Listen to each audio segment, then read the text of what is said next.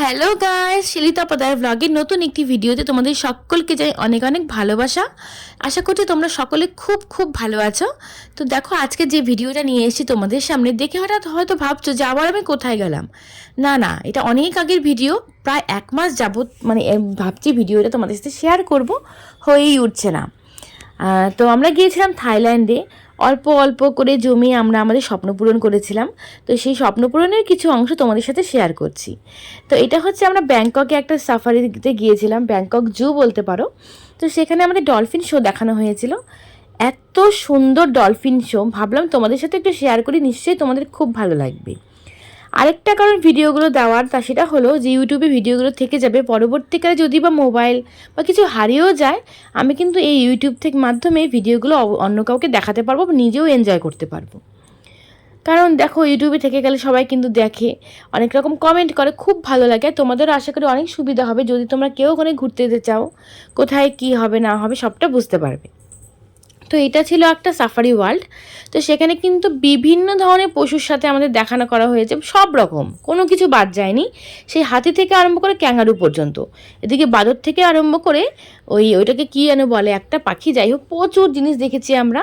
তো তার মধ্যে এটা বেস্ট বলতে পারো, আমার ভীষণ ভালো লেগেছে এই শোটা। 3-4টে শো দেখানো হয়েছিল আমাদের, তার মধ্যে ডলফিন শোটা কিন্তু মাস্ট দেখা চাই, ভীষণ ভালো লেগেছে। বিশেষ করে বাচ্চারা তো খুব এনজয় করেছে।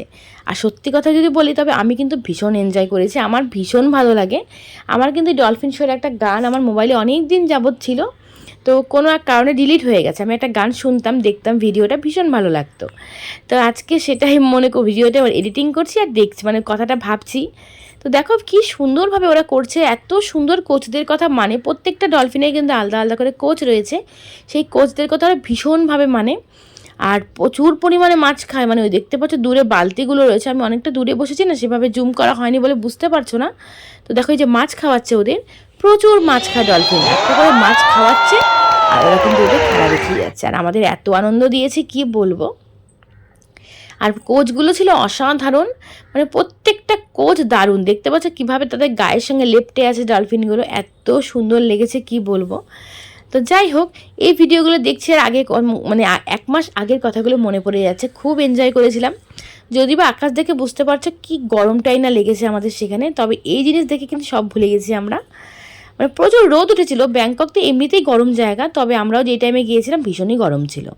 মার্চ মাসে গিয়েছিলাম আমরা, তো এখন তো এপ্রিল মাস, পুরো 1 মাস পর। দেখো এই শোটা দারুণ দারুণ, এই পোস্টটা আমার সবথেকে ভালো লেগেছে। দুটো ডলফিনের মুখের উপর দুপা দিয়ে আগানো, এটা বিশাল ব্যাপার। তো দেখো, তার দেখা দেখি ডলফিনগুলো কিন্তু এগিয়ে এসছে। তো যাই হোক, তোমাদের কেমন লাগলো আমাকে কিন্তু অবশ্যই কমেন্ট বক্সে জানিও। কমেন্ট করলে ভীষণ ভালো লাগে পড়তে, আর কমেন্টের অ্যান্সার দিতে তো খুব খুব ভালো লাগে। তো আশা করছি তোমাদের অনেক অনেক কাজে লাগবে। যদি বা তোমরা কেউ ঘুরতে যেতে চাও, অবশ্যই এই ডলফিন শোটা কিন্তু দেখে আসবে। টাটা করছি সকলকে, সকলে খুব ভালো।